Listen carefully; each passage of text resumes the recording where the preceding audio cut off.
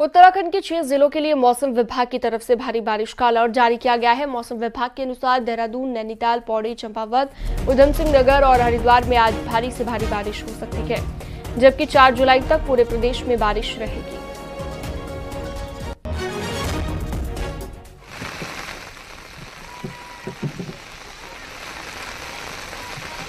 तो देख सकते हैं तस्वीरें आप।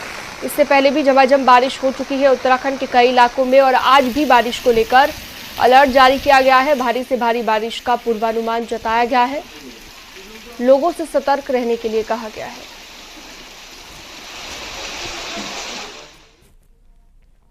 बागेश्वर में देर रात हुई मूसलाधार बारिश की वजह से गोमती, सरयू नदियां उफान पर आ गई हैं। नदियों का उफान देखते हुए नदी किनारे रहने वाले लोगों को अलर्ट कर दिया गया है। एहतियातन तौर पर पुलिस, फायर ब्रिगेड की टीम तैनात कर दी गई है। कपकोट और गरुड़ में भी मूसलाधार बारिश होने से बरसाती नाले उफान पर है।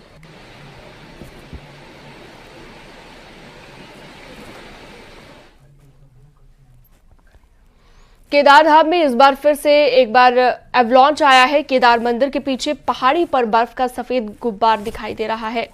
जानकारी के मुताबिक ये एवलॉन्च गिरने का वीडियो है और इस तरह के एवलॉन्च अक्सर गिरते हुए देखे जाते हैं। तो बर्फ का सफेद गुब्बार दिखाई दिया। तस्वीरें आप देख सकते हैं, एक्सक्लूसिव तस्वीरें न्यूज 18 आपको दिखा रहा है। केदारधाम के पीछे पहाड़ी पर एवलॉन्च आया है और एवलॉन्च की ये तस्वीर आपकी स्क्रीन पर आप देख पा रहे हैं। तो एक बार फिर से केदारनाथ में एवलॉन्च आया। मंदिर के पीछे वाली पहाड़ी पर ये एवलॉन्च आया, जो कि आप तस्वीरों में भी देख सकते हैं।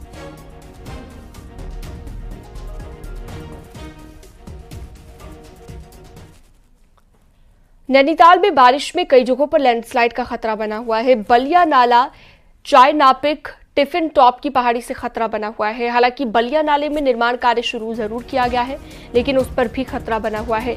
इसके साथ ही शहर में आवागढ़ के साथ ठंडी सड़क और दूसरे स्थानों पर भी भारी बारिश में लैंडस्लाइड का खतरा बढ़ा हुआ है।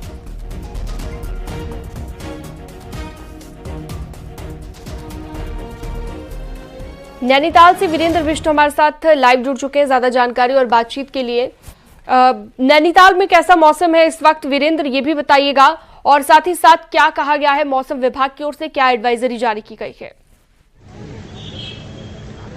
देखिए सीनम, जिस तरह से मौसम विभाग ने पूर्वानुमान दिया है कि यहाँ पर बारिश होगी, जो 6 जिले हैं वो उन पर खास तौर पर मूसलाधार बारिश होगी। रात में नैनीताल के इर्द गिर्द काफी पहाड़ी जो इलाका है वहां पर खूब ज्यादा बारिश हुई है। हालांकि मौसम इस वक्त राहत भरी है और सुबह बारिश रुकी हुई है, लेकिन जिस तरह से अब मानसून स्टेट में आ चुका है और तमाम इलाकों में इसके खतरे भी हैं, क्योंकि जिन इलाकों में भूस्खलन, भूकटाव या इस तरह की स्थितियां बन रही हैं, उन इलाकों में जो आपदा के काम पिछले सालों में होने चाहिए थे वो नहीं हो पाए हैं। तो इस बार भी उन इलाकों में संकट बना हुआ है। इसके अलावा अगर नैनीताल की बात करी जाए तो नैनीताल का जो चाइना पीक है, टिफिन टॉप है, या फिर बलिया नाली में जिस तरह से पुनर्निर्माण के कार्य हो रहे हैं, उन पर भी मानसून के दौरान खतरा है, क्योंकि जो काम हो रहे हैं उनमें पानी का बहाव इतना ज्यादा है कि वो काम रोकने बड़ा मुश्किल हो सकता है। हालांकि जो स्थानीय स्तर पर जो लोग हैं वो इन बातों को लेकर सवाल उठा रहे हैं। जिस तरह से पिछले साल में भी आपने देखा होगा कि जो आवागढ़ कंपाउंड है, बीडी पांडे के पीछे वाला इलाका है, वहां पर जो एक मकान था वो पूरी तरीके से मानसून में गिर गया था और उस इलाके में अब करीब 10 से 15 मकान ऐसे हैं जिन पर इस तरह का संकट बन रहा है। हालांकि जिला प्रशासन की ओर से ये कहा जा रहा है, डीएम ने लगातार इस बात को लेकर निर्देश दिए हैं कि जिन इलाकों में ऐसी दिक्कतें हैं, जैसे आवागढ़ वाले इलाका में है, वहां पर जो लोग हैं डेंजर जोन में रह रहे हैं, खतरे की जोन में रह रहे हैं, उनको वहां से शिफ्ट किया जाए। 100 परिवार बलिया नाले में करीब ऐसे हैं जिन पर इस तरह का खतरा मंडरा रहा है। नीचे से जो कटाव है वो तेजी से हो रहा है, तो उन इलाकों में भी जो 100 परिवार हैं उनको शिफ्ट करने को कहा गया है। हालांकि अभी तक वो शिफ्ट नहीं किए गए हैं और रात में या फिर अलग अलग टाइम पे लगातार जो मूसलाधार बारिश है वो हो रही है। तो ये कहा जा सकता है कि अगर इनको हटाया नहीं गया या तमाम इलाकों से इनको शिफ्ट नहीं किया गया, एक बनी अनहोनी को भी ये दावत दे रहे हैं। एसडीएम जो नैनीताल है उन्होंने खुद कई इलाकों का दौरा किया, नोटिस इन लोगों को दिए गए हैं, बावजूद इसके कोई हटने को तैयार नहीं है। तो मानसून में जिस तरह से बारिशें होने लगी हैं तो ये पहाड़ के लिए एक चिंता भी है, उन इलाकों के लिए खासतौर पर दिक्कतें पैदा कर सकता है जिन इलाकों में पिछले दिनों में आपदा आई थी, पिछले सालों में आपदा आई थी, पुनर्निर्माण के काम हो नहीं पाए थे, तो उन इलाकों में संकट हो सकता है। सीनम, ठीक है, बहुत शुक्रिया, विस्तार से जानकारी आपने दी वीरेंद्र बिष्ट। रविवार को अलग अलग घटनाओं में 2 जगहों पर युवकों की पानी में डूबने से मौत हो गई। पहला वाकया देहरादून का है, जहां पर अभिमन्यु क्रिकेट एकेडमी के पास गुनियाल गांव से लगी एक नदी में 18 साल के लड़के का शव बरामद हुआ।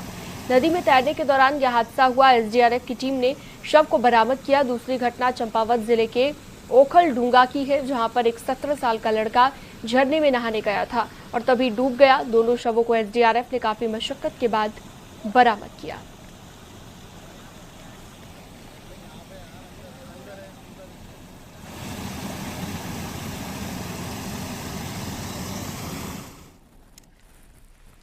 पौड़ी में सावन में शुरू होने वाली कांवड़ यात्रा की तैयारी को लेकर पौड़ी जिले के पुलिस ने अपनी कमर कस ली है। कांवड़ यात्रा शुरू होने से पहले नीलकंठ कांवड़ क्षेत्र में फोर्स डिप्लॉयमेंट करने की तैयारी है। दरअसल इस बार जिस तरह से चारधाम यात्रा में रिकॉर्ड तोड़ श्रद्धालु पहुंचे, उससे अंदाजा लगाया जा सकता है कि कांवड़ यात्रा में भी भारी श्रद्धालु आएंगे और जलाभिषेक करने नीलकंठ पहुंचेंगे।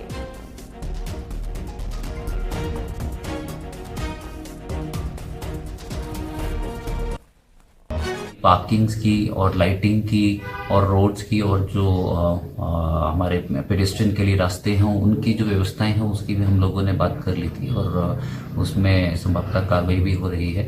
और उसी के साथ साथ जो हमारे वहाँ पे ड्यूटीज़ लगती हैं, डिप्लॉयमेंट प्लान रेडी होता है और उसमें हमारी तरफ से जो मांग की जाती है मुख्यालय से मैन पावर की, उसकी भी हम लोगों ने मांग कर ली है। पौड़ी से आलोक रावत इस खबर पर ज्यादा जानकारी के लिए हमारे साथ जुड़ गए हैं। आलोक, चूंकि अब सावन का महीना आने वाला है, कांवड़ यात्रा भी चलेगी और भारी संख्या में नीलकंठ भी भक्त पहुंचते हैं, तो ऐसे में किस तरह की प्रशासन की तैयारी है, जरा बताइएगा।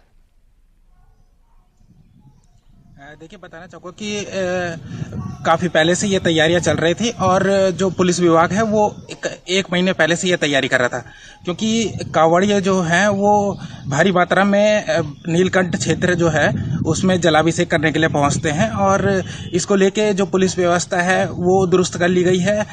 5 जोन में जो नीलकंठ और आसपास का क्षेत्र है उसे बांटा गया है और करीब 500 से ज़्यादा जो पुलिसकर्मी हैं, होमगार्ड्स हैं और पीआरडी जवान हैं, उनकी यहाँ पे तैनाती की जाएगी ताकि वे सुरक्षा व्यवस्था को संभाल सकें और जो ट्रैफिक व्यवस्था है उसको भी दुरुस्त किया जाए। जी ठीक है, बहुत शुक्रिया आलोक रावत इस तमाम जानकारी के लिए आपका। नैनीताल के बेताल घाट दिन दहाड़े गुलदार दिखने से लोग दहशत में हैं। बेताल घाट के सिमल में दिन के वक्त गांव के पास लेपर्ड आ गया, जिसके बाद गांव के लोगों ने मिलकर गुलदार को वहां से भगाया। लोगों का कहना है कि कई बार गुलदार गांव में आ रहा है और गांव के लोगों ने वन विभाग से गुलदार को पकड़ने की मांग की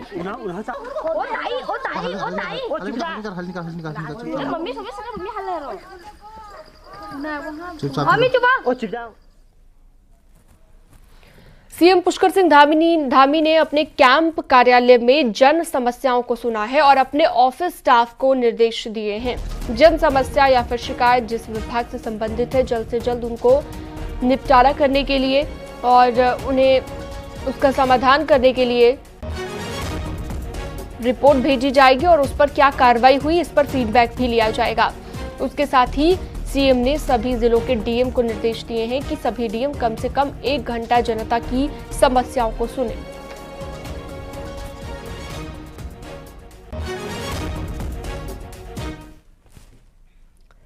मुख्यमंत्री पुष्कर सिंह धामी ने रविवार को सरकार में जिम्मेदारी संभाल रखे सभी दायित्वधारियों से अपने आवास पर मुलाकात की। दायित्व बांटने के बाद ये पहला मौका था जब मुख्यमंत्री ने एक साथ सभी दायित्वधारियों से मुलाकात की, जिसमें सीएम ने सभी से विकास कार्यों की जानकारी ली और दायित्वधारियों से सरकार, संगठन और जनता के बीच कोऑर्डिनेशन को लेकर भूमिका निभाने की भी अपील की। दायित्वधारियों ने मुख्यमंत्री का आभार जताया कि उनके नेतृत्व में पार्टी लोकसभा चुनाव में 5 सीट पर हैट्रिक बनाने में कामयाब हुई है।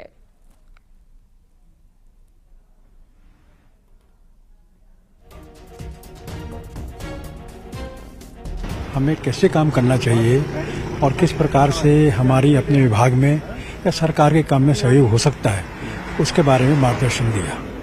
इसके अलावा सरकार और संगठन में भी हमारी क्या भूमिका रह सकती है, इसके बारे में भी उन्होंने बताया। और ये भी हमसे अपेक्षा की है कि हम जहां अपने विभागीय कार्य में सहयोग करें, वहीं पर सरकार के जो कार्य हैं उनको भी जनता के तक ले जाएं। सभी कार्यकर्ताओं ने, दायित्वधारियों ने मुख्यमंत्री का आभार भी व्यक्त किया, धन्यवाद किया है कि उनके नेतृत्व में 5 कमल से उत्तराखंड से गए हैं।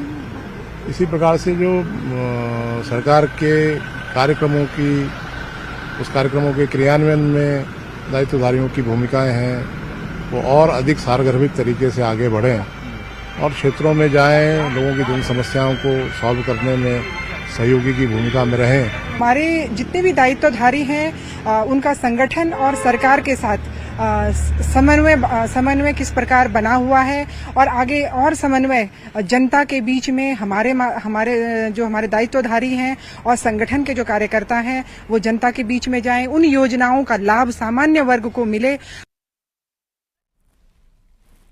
देहरादून की झाझरा से मसूरी तक 4 लेन बाईपास के निर्माण को केंद्र की सैद्धांतिक स्वीकृति मिलते ही इसका विरोध करना भी अब शुरू हो गया है, क्योंकि इस हाईवे के लिए 6000 पेड़ काटने पड़ेंगे। एक रिपोर्ट आपको दिखाते हैं।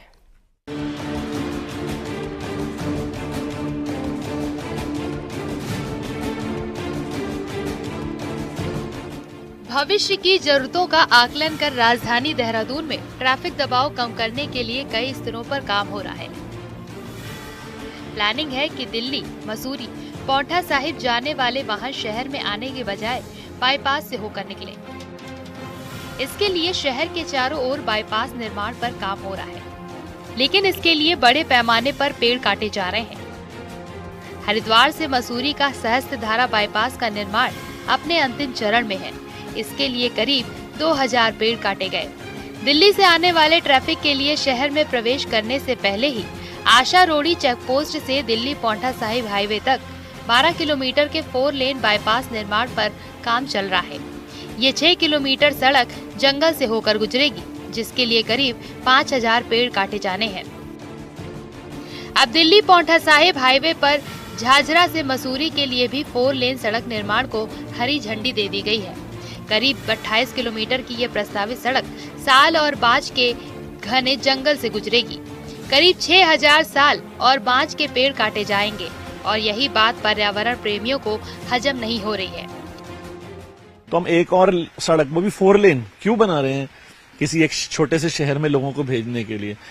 मतलब ये तो हम वहाँ के लोगों का जीवन भी दूभर हो जाएगा कि हमने उत्तराखंड इसलिए बनाया कि हम अपने संसाधनों का सिर्फ दोहन करते रहें। मसूरी के लिए रोपवे, मसूरी के लिए रेलवे लाइन, मसूरी के लिए 4 अलग रोड्स, और मसूरी इतना छोटा सा एक शहर है, वो उसकी कैरिंग कैपेसिटी के बारे में कौन सोच रहा है? वो कितना झेल पाएगा? आपने सबको फुर्ती से तो भेज दिया वहाँ।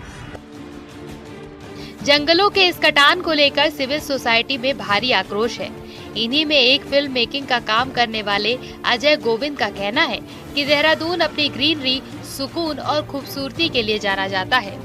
जब वही सब कुछ खत्म हो जाएगा तो 4 लेन हाईवे किसके काम आएंगे? इवेंचुअली हमें यहाँ पे टूरिस्ट आते हैं, पर्यटक जो आते हैं यहाँ पे, वो यहाँ पे किस चीज के लिए आते हैं? वो है नेचर और खूबसूरती। और अगर उसी को खत्म करके हम मॉल और बिल्डिंग बना देंगे सब जगह, तो इन 4 लेन की सड़कों पे हम जाएंगे कहाँ? पूरे उत्तराखंड के साथ राजधानी देहरादून में खासतौर पर विकास के नाम पर पिछले कुछ सालों में बड़े पैमाने पर पेड़ों का सफाया कर दिया गया, जो अभी थमा नहीं है। हाल ही खंगला के साल के जंगल हो या फिर कैंट रोड से लगे 250 से अधिक पेड़ लोगों के भारी विरोध के बाद कटने से बच गए। ऐसे में अब मसूरी बाईपास के प्रस्ताव से एक और आंदोलन की सुगबुगाहट शुरू हो गई है। न्यूज़ 18 के लिए देहरादून से सुनील नवप्रभात की रिपोर्ट। कांग्रेस के प्रदेश अध्यक्ष करण महाराज चमोली के दौरे पर हैं और कांग्रेस प्रत्याशी लखपत भुटोला के पक्ष में प्रचार कर रहे हैं।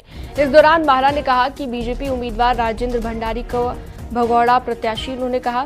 करण महारा ने कहा कि उनके भागने के संकेत कांग्रेस को पहले ही मिल चुके थे, जब उन्होंने राष्ट्रपति चुनाव के दौरान भाग नहीं लिया। वहीं बीजेपी का कहना है कि राजेंद्र सिंह भंडारी प्रधानमंत्री नरेंद्र मोदी की जन कल्याणकारी नीतियों से प्रेरित होकर बीजेपी में शामिल हुए थे।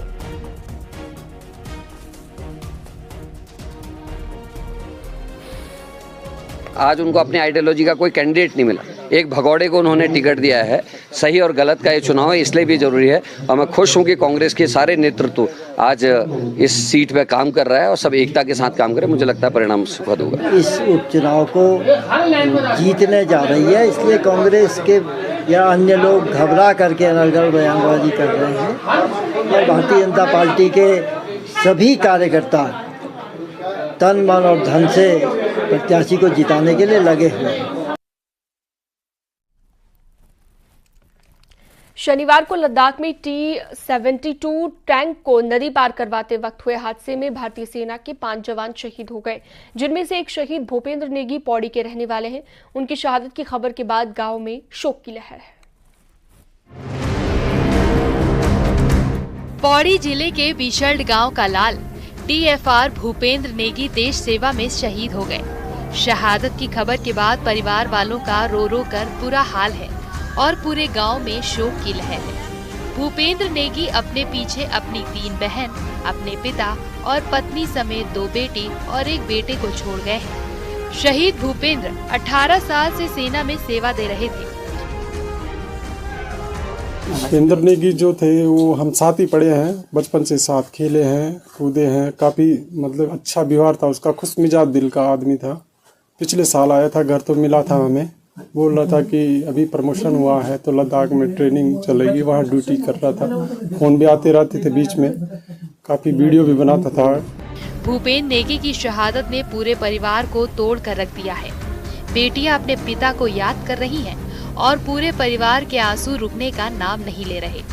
शहीद भूपेंद्र खुश मिजाज थे, आज उन्हें पूरा गांव याद कर रहा है।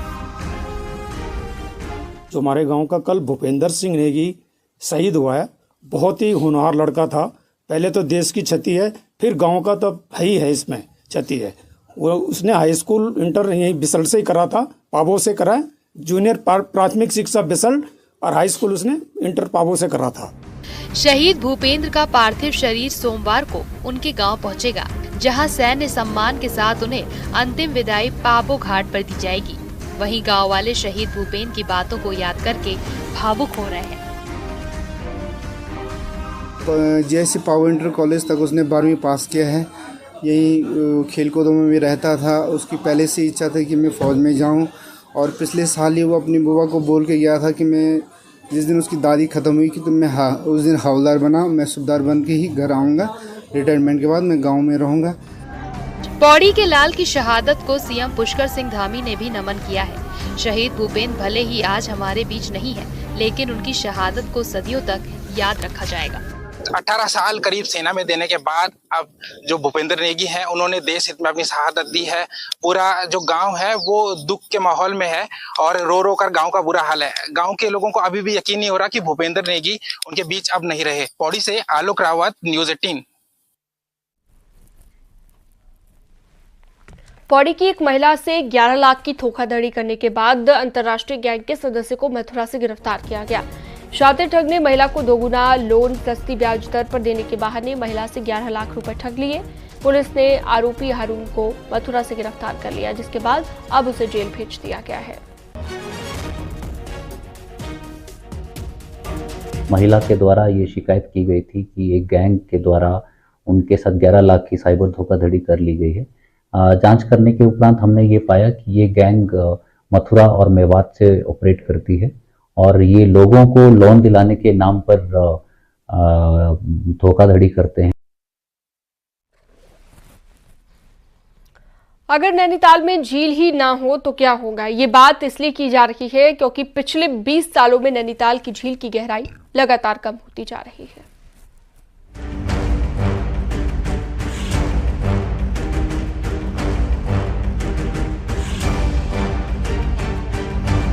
नैनीताल में निर्माण का ये मलबा बारिश में झील में जाने लगा है। तेज बारिश के दौरान नैनी झील मिट्टी और गाद से भर रही है, तो झील की गहराई भी तेजी से कम हो रही है। वहीं स्थानीय लोगों को झील बचाने की चिंता होने लगी है। इतने भी अवैध निर्माण हो रहे हैं, वो लोग क्या करते हैं कि निर्माण से जो मलबा जनरेट होता है, उत्पन्न होता है, उसे उन नाले, जो यहाँ पर नाले हैं, 79 किलोमीटर लेंथ ऑफ ड्रेन्स जो 1880 के बाद बने थे, उन ड्रेन्स के बगल में वो रख देते हैं। यही और झील यहाँ की लाइफलाइन है। अगर झील ही नहीं रही तो यहाँ कौन आएगा? कोई टूरिस्ट नहीं आएगा।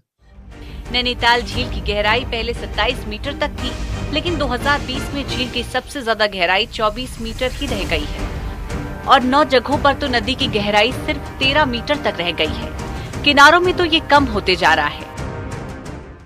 तो सुरक्षात्मक दीवार बनाने का काम भी विभाग के द्वारा किया गया था और जो मलबा है उसमें रोलर चलाकर उसको समतलीकरण भी किया था। अगर कोई इस तरह का इशू मलबे का नाले में जाने का आ रहा है तो उसको हम लोग चेक करा लेंगे, उसको समाधान करवाएंगे।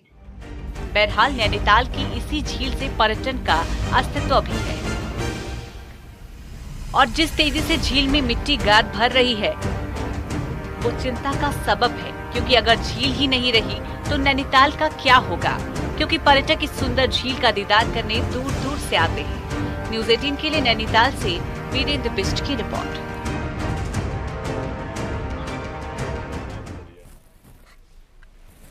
रुद्रप्रयाग में कार्तिकेय स्वामी के मंदिर के दर्शन के लिए लगाए गए टैक्स का विरोध शुरू हो गया है। वन विभाग के टैक्स को लेकर स्थानीय लोगों में खासी नाराजगी देखने को मिल रही है।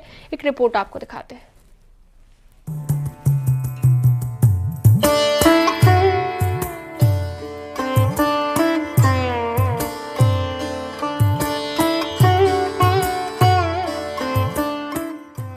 उत्तराखंड में भगवान कार्तिकेय स्वामी का एकमात्र मंदिर रुद्रप्रयाग और चमोली जिले के बॉर्डर पर स्थित है।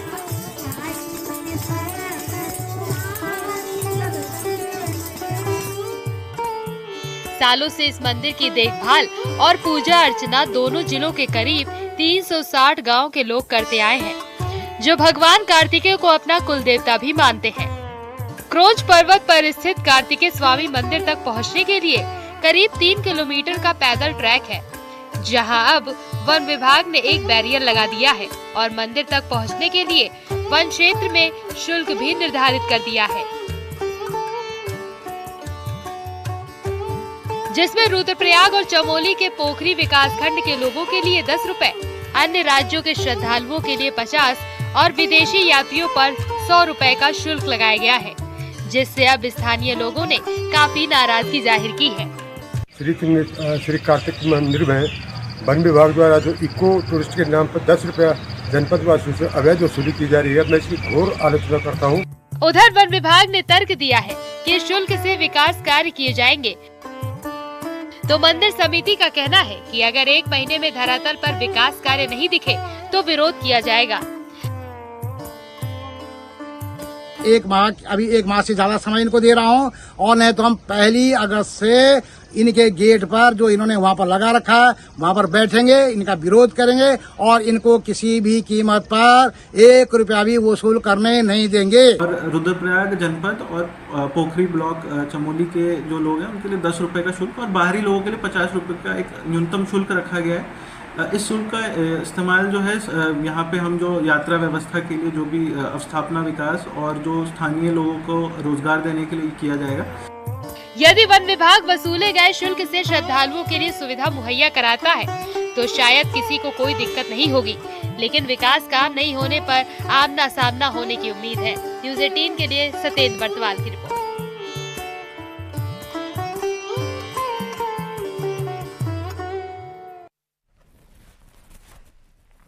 और अब एक नजर पहाड़ की 10 बड़ी खबरों पर।